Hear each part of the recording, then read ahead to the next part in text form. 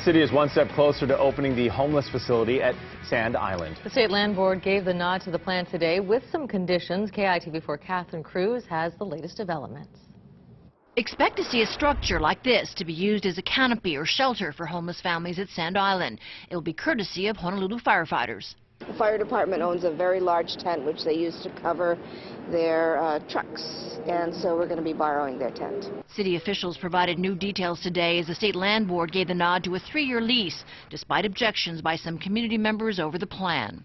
The city will not be putting in a triage center, we're putting in a tent city. The lot is in a flood zone, and there's concern that the adjacent site, a former dump site, has tested positive for heavy metals.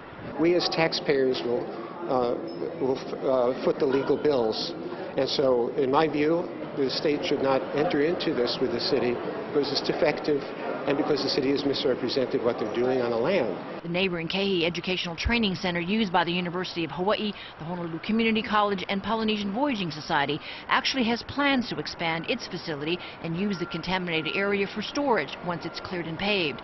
UH officials don't oppose the homeless facility, but there are concerns.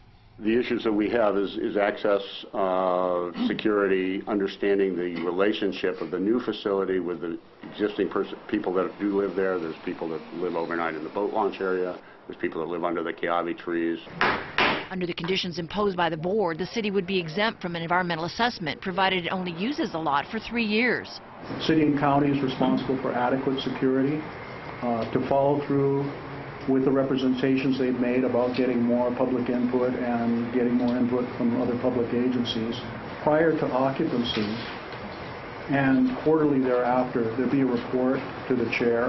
Riders ready, watch the gate. The city assured its security plans will not impede access to the BMX racetrack or to the boat launch.